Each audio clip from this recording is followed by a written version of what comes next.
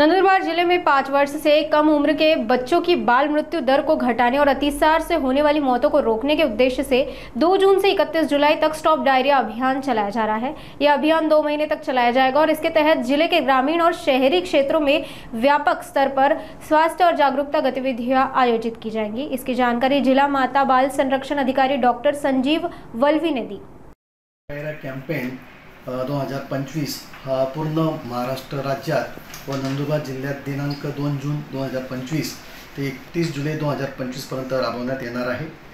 याचा उद्देश अतिसारामुळे होणारे जे बालमृत्यू आहेत त्यांचं प्रमाण शून्यवरती आणणे हे उद्देश आहे।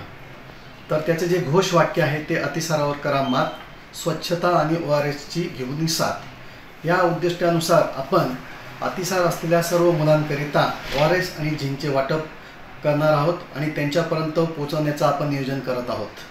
आणि याच्यामध्ये जे काही बालकं असणार आहेत ते 5 वर्षाखाली बालकं असणार आहेत आणि याच्यामध्ये प्रामुख्याने जे अति जोखमीचे क्षेत्र आहेत जसे उदाहरणार्थ झोपडपट्ट्या, वीटभट्टी किंवा पूरग्रस्त भाग अशा ज्या घटक आहेत किंवा जे भाग आहेत तिथं आपण विशेष लक्ष देणार आहोत। आणि याचं जे धोरण आहे की 5 वर्ष कमी वय असलेल्या बालकांमध्ये ORS आणि आपण झिंक टॅबलेटचा जर वापर केला तर जो काही संभाव्य मृत्यू होतो डायरियाने तो आपण टाळू शकणार आहे।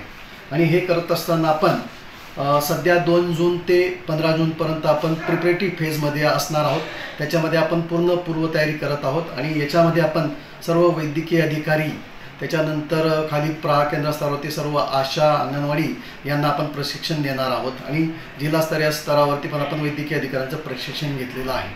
आणि त्याच्यानंतर आपण ORSचं आणि झिंक साठ्याचं आपण त्यांच्याकडे आपण वाटप करणार आहोत। आपल्याकडे नंदुरबार जिल्ह्यात पुरेशा प्रमाणामध्ये ORS आणि झिंक टॅबलेटचा मुबलक प्रमाण आहे। त्यामुळे आपण जी काही मोहीम आहे ती आपण व्यवस्थित राबवणार आहोत आणि प्रत्यक्षात जी काही अंमलबजावणी असणार आहे या मोहिमेची ही दिनांक 16 जून ते 31 जुलैपर्यंत या दरम्यान होणार आहे।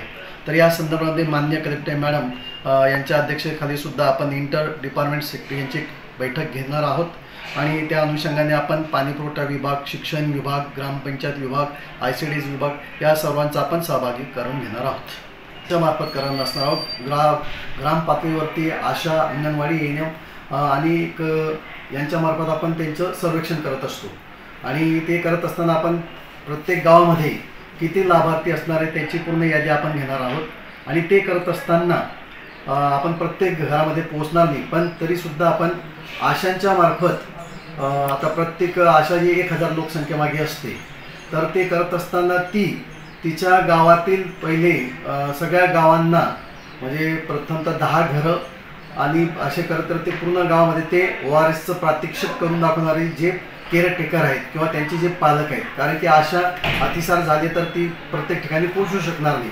मग अशा वेळेस आपण त्यांचे जे काही पालक आहेत किंवा केअरटेकर आहेत त्यांना आपण प्रशिक्षण देणार आहोत आणि ते करत असताना ते जे काही धोक्याचे चिन्ह आहे ते ओळखून आशा त्यांना प्रथम मात्रा देऊन ते संदर्भ सेवा देणार आहेत। आणि हे करत असताना आपण आरोग्य स्तरावर सुद्धा आपण ORT कॉर्नर आपण स्थापन करणार आहोत।